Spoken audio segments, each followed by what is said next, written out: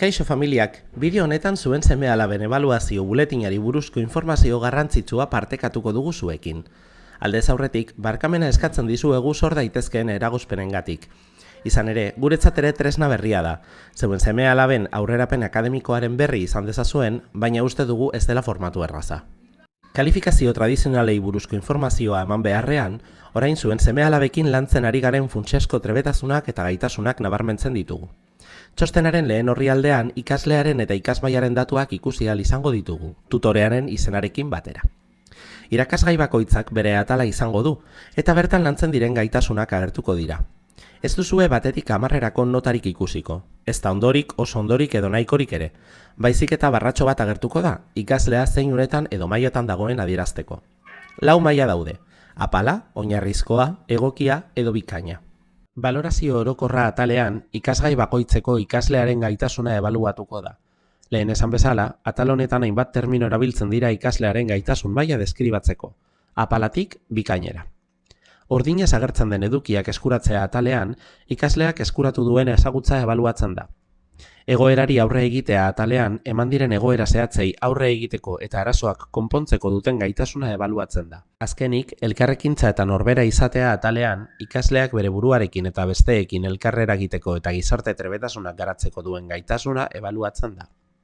Hemen behean agertzen den grafikoan, ikasleak ikasketa eremu bakoitzean duen konpetentzia edo gaitasun maila erakusten da. Adibidez, euskara eta literatura arloan, konpetentzia espezifikoen artean egon daitezke ahozko ulermena, idatzizko ulermena, informazioaren bilaketa eta kudeaketa, hizkuntza inklusiboaren erabilera besteak beste.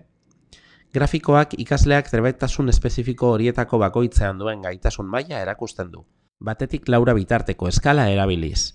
Eskala horretan, 1 konpetentzia maila basua da, eta 4 gaitasun maila bikaina. Funtsezko konpetentziaren garapena agertzen da azken orrian, tutorearen oharrekin batera.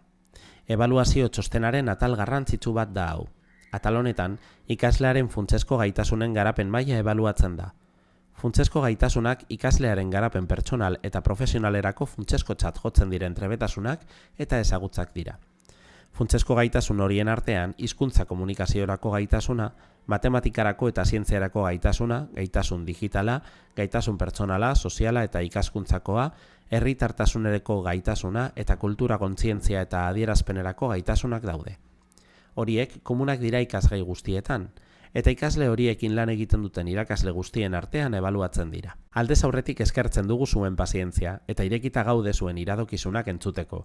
Prozesu hau ikastolaren eta familien arteko lankidetza baita. Galdera asko izango dituzue, adibidez, konpetentzia guztiak ebaluazio bakoitzean lantzen dira? Erantzuna da, ez. Ziklo bakoitzaren amaieran konpetentzia guztiak landuta izan beharko ditugu. Beraz, hiruileko bakoitzean, konpetentzia ezberdinak landuko ditugu. Hala ere, zalantzarik izatekotan, ikasketa burua den Saioa Zeballosekin kontaktuan jar zaitezkete bere posta elektronikoaren bitartez. Mila esker!